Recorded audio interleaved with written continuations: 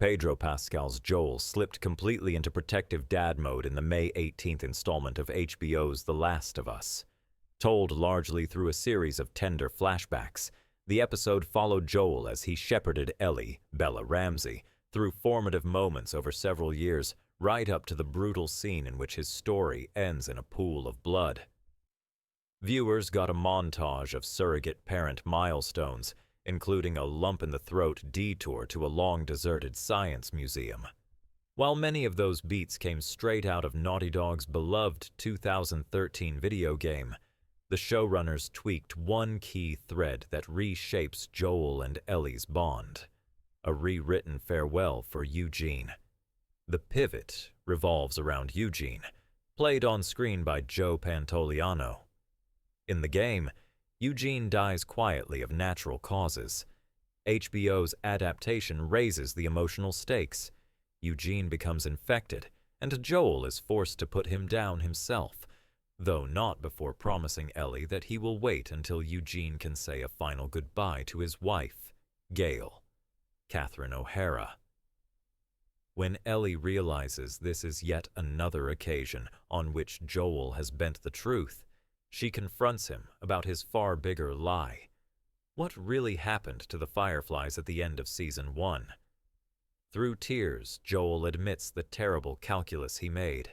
Creating a cure would have killed Ellie, whose immunity is humanity's last known hope against the cordyceps fungus. "If I had a second chance," he confesses, "I'd make the same choice, because I love you in a way you can't understand."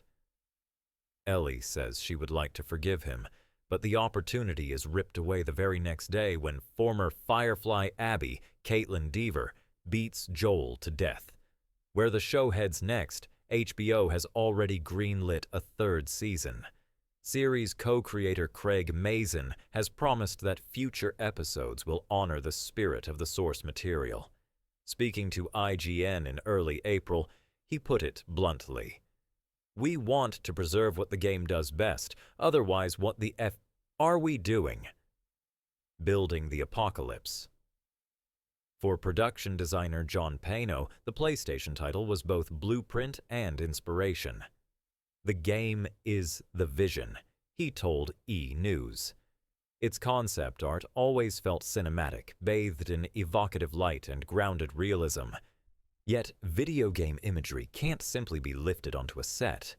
Pino, set decorator Paul Healy, and a small army of craftspeople had to fabricate two overlapping realities: a subtly retro 2003 and its dead-still echo 20 years later, frozen by pandemic collapse. Filming began in July 2021 around Calgary, Alberta. The Canadian city offered useful bones, but almost every location needed the art department's touch. Aging surfaces by decades, hiding any trace of present-day life. Say goodbye to electronic parking meters, and layering on the grime of abandonment. "We were shooting a period piece and a desiccated apocalypse and an intimate drama," Pano explained. "Each layer complicated the next." Searching for light amid decay before sets were drafted, Pano walked producers through mood boards that distilled the game's ethos. One collage showed broken cafe chairs in a Hong Kong alley, ingeniously braced with traffic cones or scrap wood.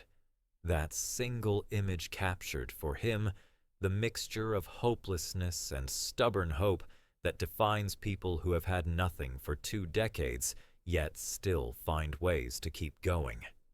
Mazin loved it. The cat's pajamas, as Pano recalls, and green-lit the overall look, where carpentry meets computers, while VFX supervisor Alex Wang's team rendered jaw-dropping cityscapes, toy-sized skyscrapers riddled with vines, freeways buckled like taffy. Actors rarely performed in front of a sea of green cloth.